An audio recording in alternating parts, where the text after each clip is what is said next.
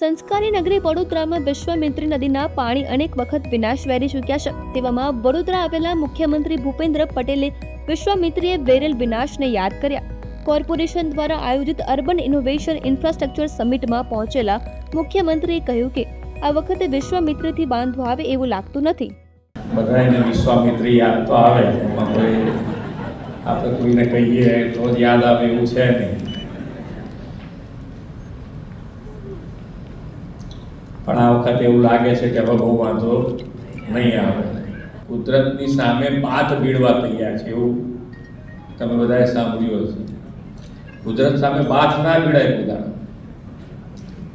કુદરત સામે બાથ ના ભીડાય। કુદરતનું સંરક્ષણ કરીને આપણે આગળ કેવી રીતે વધીએ।